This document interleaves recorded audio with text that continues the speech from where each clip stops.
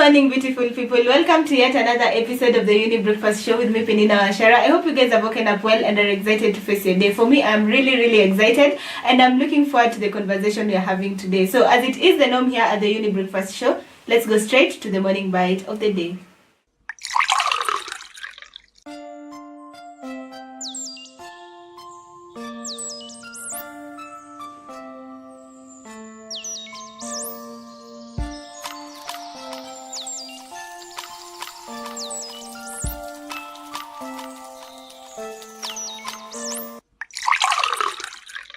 Today we're diving deep into how major changes, whether it's a career shift, personal loss, or a new chapter like retirement, can challenge our emotional well-being. Change is a constant in life, but with it often comes uncertainty, stress, and even fear. So how do we cope? How do we protect our mental health during these times of transition? Today, we'll uncover practical strategies and learn how to embrace change with resilience. Stay with us as we explore how to thrive through life's biggest changes.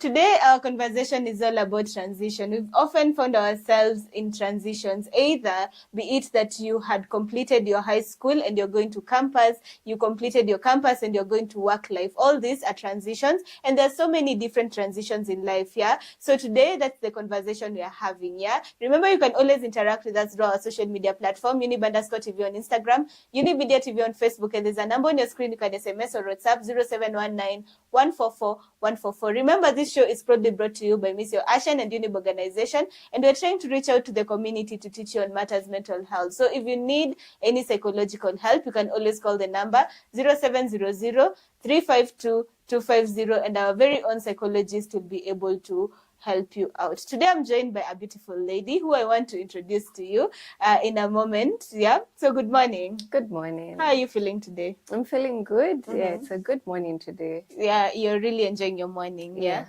yeah. Okay, so can you look at the camera, tell us who you are and what you do here?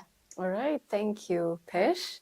My name is Beulah Njagi. I am a psychologist. I am an associate of Psychosocial Support Center, that's PSC for short, where we strive to just create an open space for you to come and explore and experience yourself together with us. And we are so privileged to be working together with the Younib organization on this mental health project where we are targeting, spreading this news and this awareness of mental health to as many youths, as many people as we possibly can, and to be able to also offer that help to you. I'm sure Peninah will give you, the numbers that you can reach out to.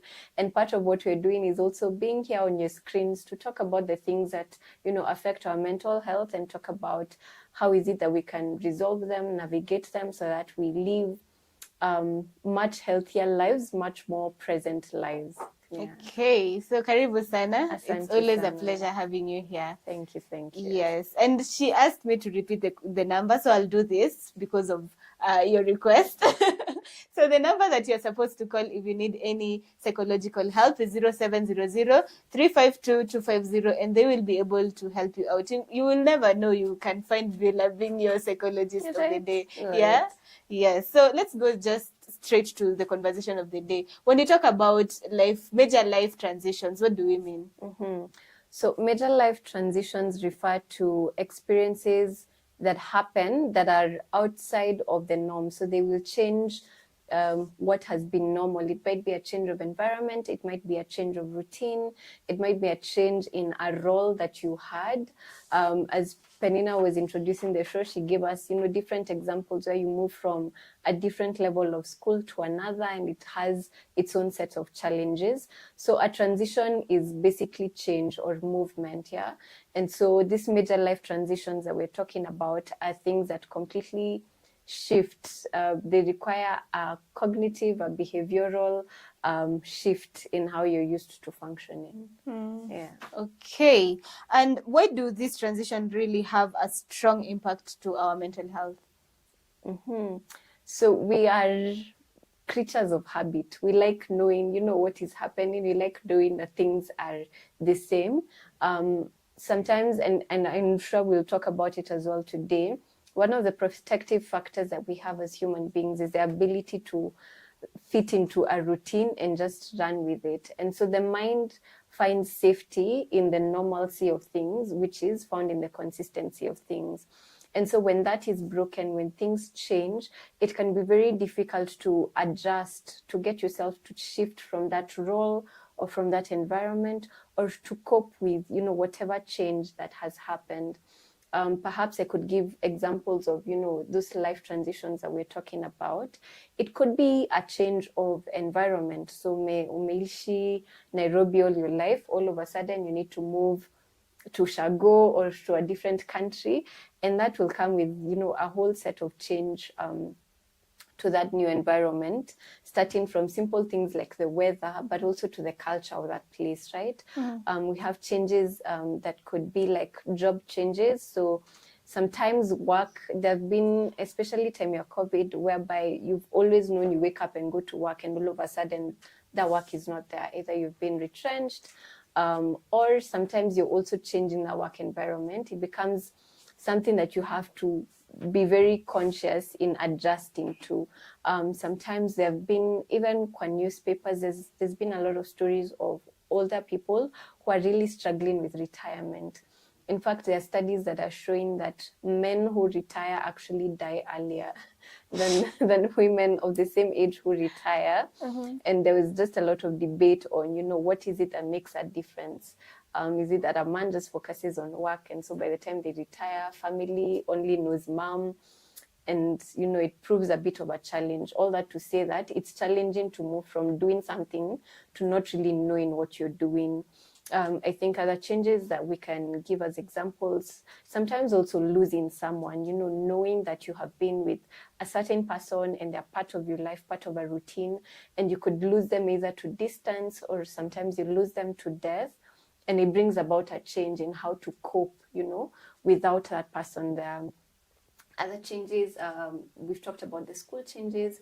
Also, stages of life, you are single, now you're married, you have to think about someone else, or you are married and, filanga free, and then a child comes in, or you had that one child and now there are two or there are three. So everything that is outside of your norm it brings a bit of a challenge if you're not conscious and present and mindful about seeing how you're navigating that. It can bring about a challenge in that we are naturally resistant to change. So we have to be very present and very intentional about the process of it. Awesome. And I know all of us have, in one way or another, gone through a transition, yeah? And this brings me to the question of the day. So what's the one life change that really challenged your mental health, and what helped you to get through it? I'll repeat the question. What's the one life change that really challenged your mental health, and what helped you get through it? Yeah? You can always interact with us. Give us your feedback when it comes to that question of the day through our social media platform, Younib_TV on Instagram, Younib Media TV on Facebook, and there's a number on your screen. You can SMS or WhatsApp 0719 144 144. For now, let's take this short break and we'll be back with more.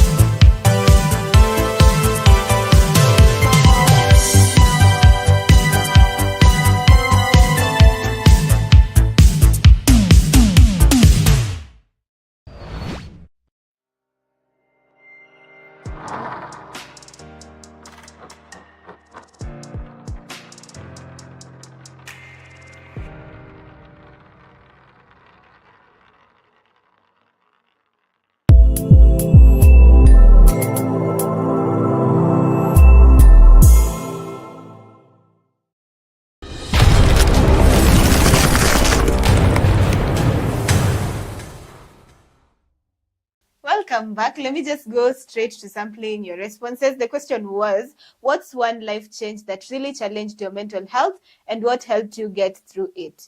So someone says, graduating from university and not finding a job immediately really shook my confidence. I felt lost. What helped was talking to others who had gone through the same thing and realizing I wasn't alone.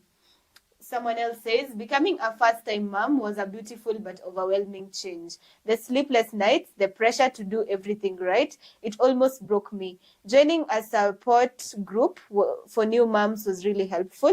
Someone else says, losing my dad changed everything.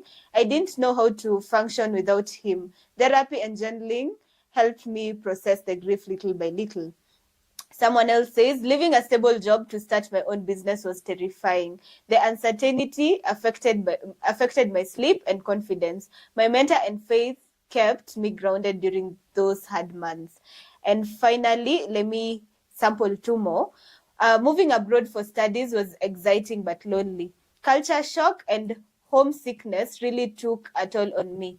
Video calls with my family and making local friends made a huge difference. The second last, transitioning from high school to university really hit me hard. I thought I was ready, but being away from home and managing everything alone made me anxious. What helped?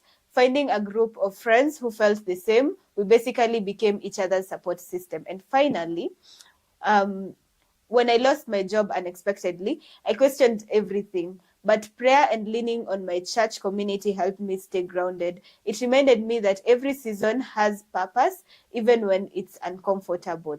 And there are so many more that I could be sampling, but unfortunately, because of time, allow me to just put a full stop there. Yeah. So, Beulah, please, if you can maybe comment on something about this conversation and also from the comments of our viewers.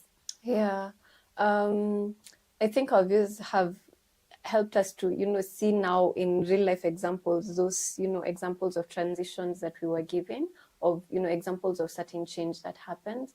And I like how majority of them are relying on a, support system as something that carried them through. And it's something that we need to be very intentional about, because it's very, very helpful that you are not just feeling like you're going through the bundles alone, that when things have changed, there's people that you can count on, that you can rely on, that can be there for you and, help you even to navigate that.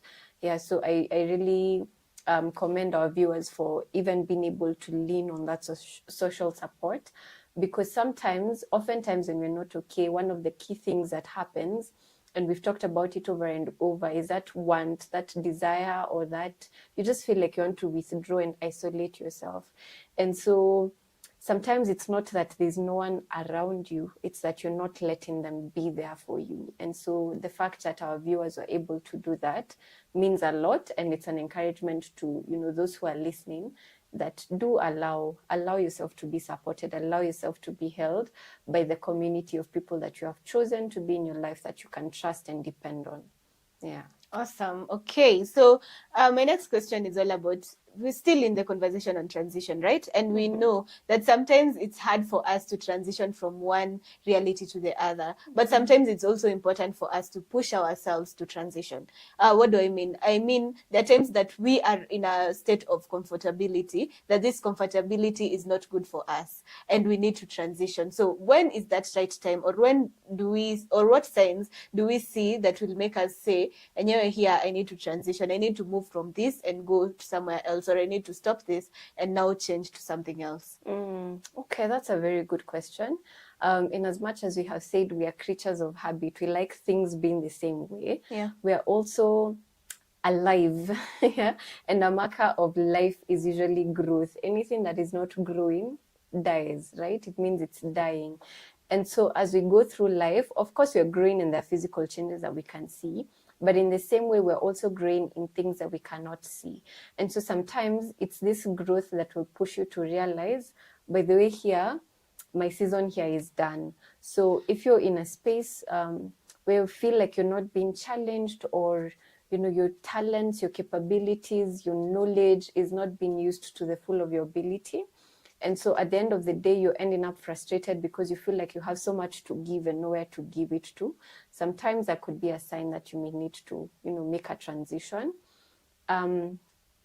We've talked about in other shows of, spaces that are becoming unhealthy. When you notice that, your boundaries are not being respected, or there are things that are flowing that are now beginning to actually prove a harm to your health, to your mental health, to your physical health, emotional health, financial health, social health, all the things that encompass, a human being, and you're noticing that you're in a space that is not catering to that, then it means that you may need to transition. And I think that also works for people who are at home.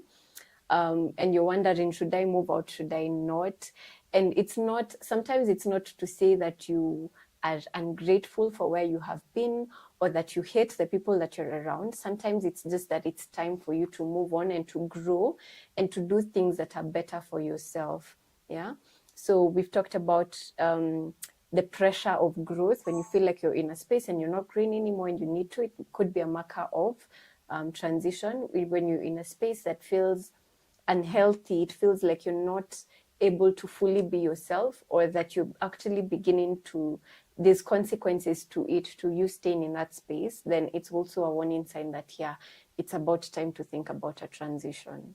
Yeah. Awesome. I hope we are continuing to take notes when it comes to this conversation on transition. Remember, you can always interact with us through our social media platform, Younib_TV on Instagram, Younib Media TV on Facebook, and there's a number on your screen. You can SMS or WhatsApp 0700 352 250. That is the number that you should call if you need our therapist. And if you want to interact with us, you can always call the number 0719 144 144. Yeah. So, Beulah, as we continue this conversation, I'd like to know what are some of the emotional signs that somebody can, or reactions that people have when they are experiencing a major life change?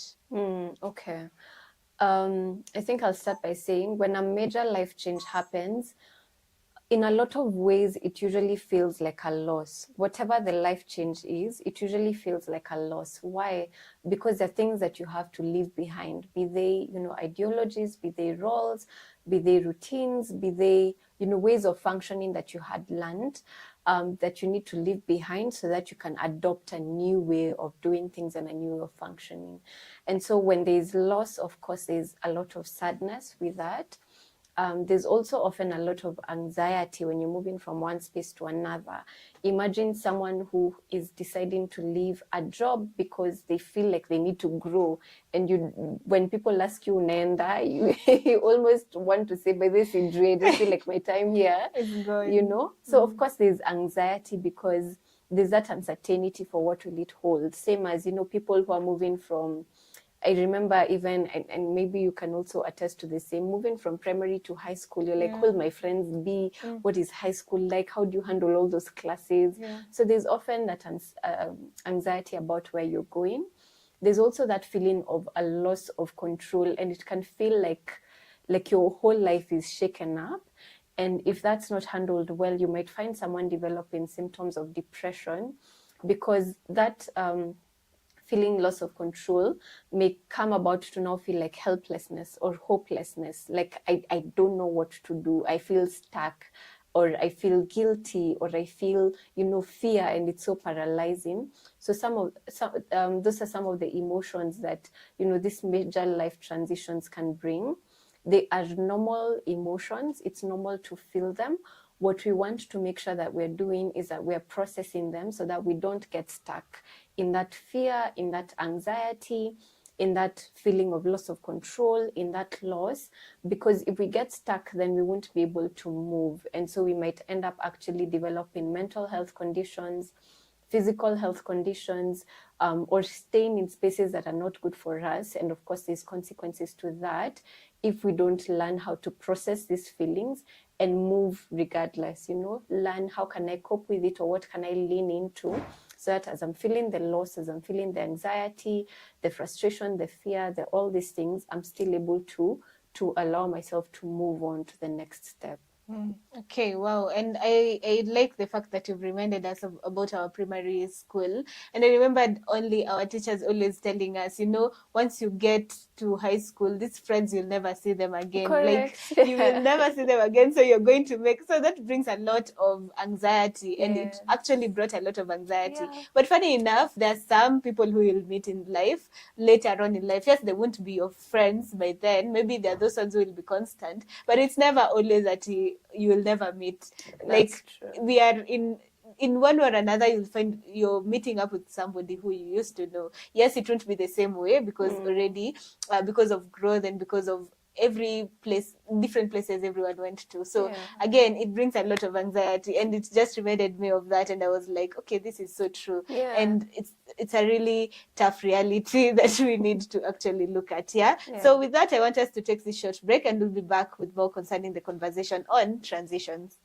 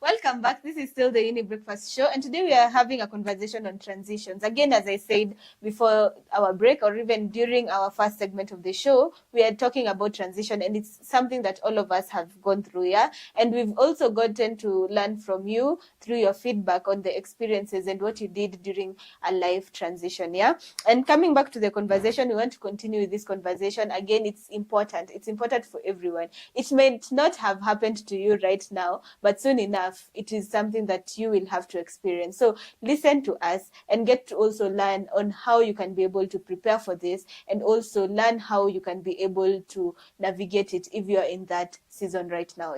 So Beulah, coming back to our conversation, how important is it to prepare mentally and emotionally before a known life transition? It is extremely important. Again, it's a matter of managing your expectations. It's a matter of preparing your mind, your emotions for, the possibilities of what could happen, what could not happen. And it doesn't take away from actually the feeling of loss. I think that's also something that's important to highlight. And I'll give a short story of someone who was sharing their story of they had their dad at the hospital, and he was very unwell. And I think the dad had already started preparing this person that, by the way, get ready to strengthen yourself, strengthen your family. And so she was aware, and she began to, have these conversations inside of what does it mean. But when the dad actually passed away, it did not lessen, the grief So being prepared does not take away from the emotions. And I'm saying this so that we're very careful. You don't say that I prepared, I'm moving, I thought about everything. Why am I still feeling lost? It's normal to feel that way. The emotions that we talked about, they're very normal, they're very human. But what preparation does, it kind of cushions, it lessens that blow. Now you're prepared, you know what you might feel. You know what you might experience, you know that confusion that will come. And when you know, then you're able to also prepare for it. So if you know that, the grief will hit you, then you need to ask yourself, okay, so who are the people that I can talk to when this happens? When you're aware that when I make this life transition, perhaps if it's, issues to do with job, my finances won't be the same, then you're able to prepare, okay, so how can I save in advance to cushion myself for the period of, uncertainty, like the example we had of that person who was setting up a business. Yeah. If they were not prepared, you can very easily slip into very negative coping skills or find yourself in more trouble, again, depending on what the change is about. But once you prepare, then you're able to put in measures in place to kind of soften and cushion that blow, that when it happens, you know exactly where to run, you know exactly what to do, you kind of have a plan, and that's the importance of that. Okay, I hope we have gotten to understand how we can be able to prepare ourselves better for the transition. Yes, it will be a question, but it doesn't mean you won't have to feel the emotions that come with it. Yeah. So we are in a society, and it's something that we, in every way, I sometimes I wonder who the society is, but it's the fact that we are the society, and we are the ones who are making a lot of ourselves challenged, and we also make our life difficult enough. Yeah. But again, it's the society. How do societal expectations sometimes worsen the pressure during these periods? The pressure to maybe succeed after graduation, to be the perfect parent, to be the perfect wife, to be the perfect everything, yeah? So how does society really increase the pressure? Wow, that's a very good question. And I feel like the answer is yes. It really does, because there's expectations to mesetiwa that you begin to be told about when you're very young, about even the example that we had given, where the teachers, in that case, they become the society and they're telling us what to expect in the next. And sometimes it's usually either on the negative or on the extreme, or they don't factor in that period of change. For example, when you hear stories or when we talk about transitions such as marriage, and you're expected to be the perfect wife, and what does that even mean? You know, is society factoring in also the changes that society in itself has been through, that the definitions of this perfect wife has changed over time.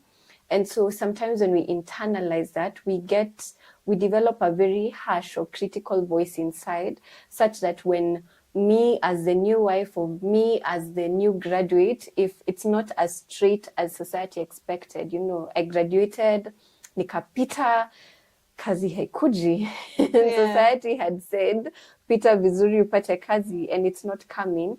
And everyone is starting to look at you like, mbona unakaanga tu home, mbona hautafuti, mbona.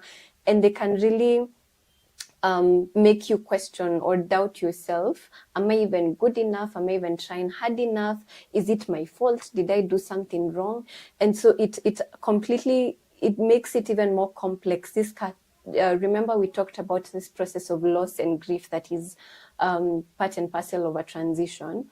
And so it can really compound that with a lot of self-doubt that could very easily now channel this person into complicated mental health, conditions such as depression, such as actual, severe anxiety. Because now it's not just about this thing that is happening, it's also about what are they saying about this thing that is happening.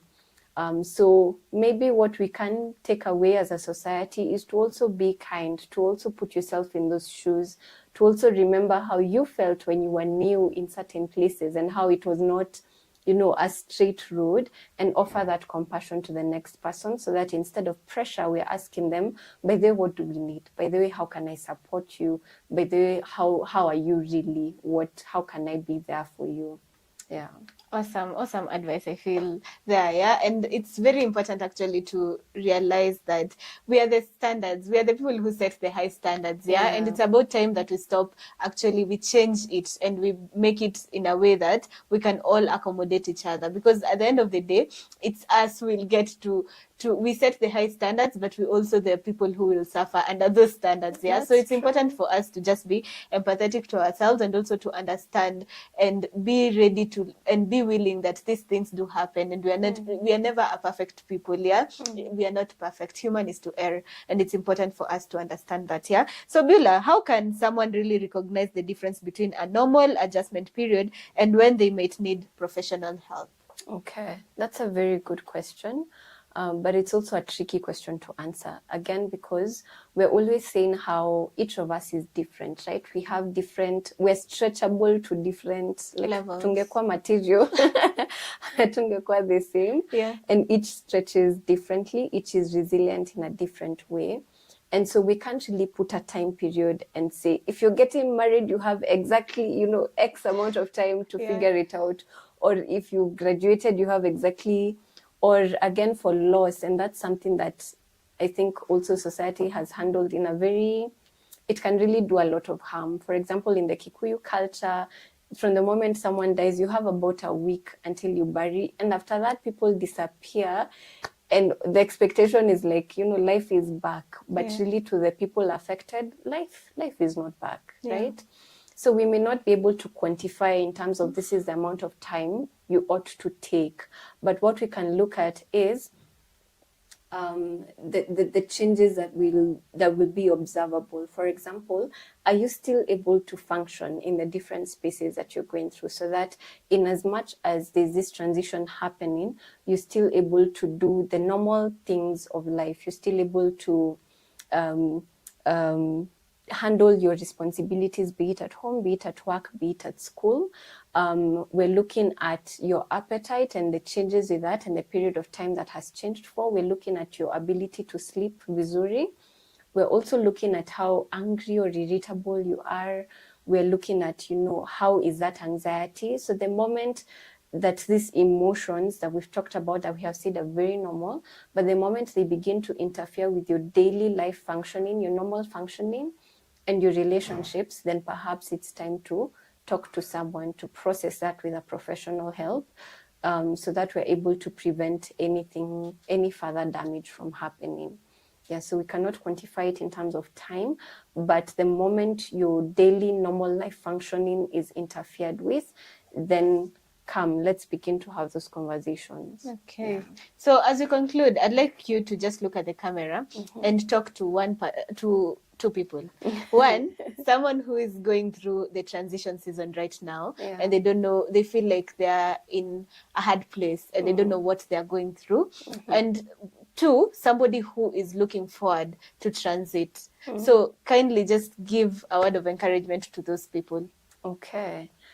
So to person number one, who is going through a transition and feeling lost by it, I think I'd encourage you to find a supportive community, find the people who can uphold you, the people who you can cry to, the people who you can talk to and who can help you process and navigate this change. And a professional therapist is part of that community, right? Yeah. But also two, find a semblance of normalcy, bring something normal into this transition. And that takes us back to routines.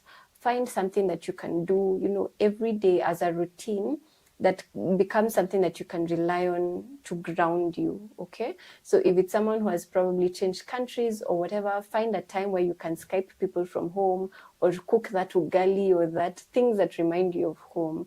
And so in whatever area of transition it is, try and find something that can remind you of home, whatever home is for you or wherever home is for you, depending on that transition.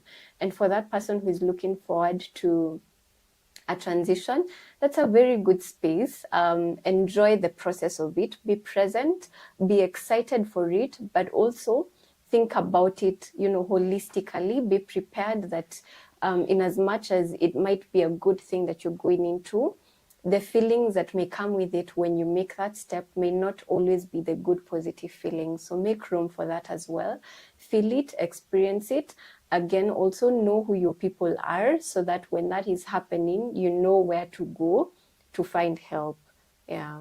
Okay, thank you so much for the word of advice, and I'm hoping if you're any of the two people, yeah, you've gotten to get advice, and this will be able to help you in your journey. Yeah, so thank you so much, Beulah, for coming. Karibu Thank you for sana. teaching us about transition, and I'm sure we have gotten to learn a lot when it comes to transitions, because again, I emphasize it's the fact that every single day everyone is transitioning from one thing to another, and it's part of life. Yeah, and people should not feel guilty to do this. They should not feel like I must not do this. So it's good for you to just feel the emotions, feel the moment. And it's important that once you have decided to take that step, continue with that journey. Usifeel ni kama it's the wrong thing, yeah?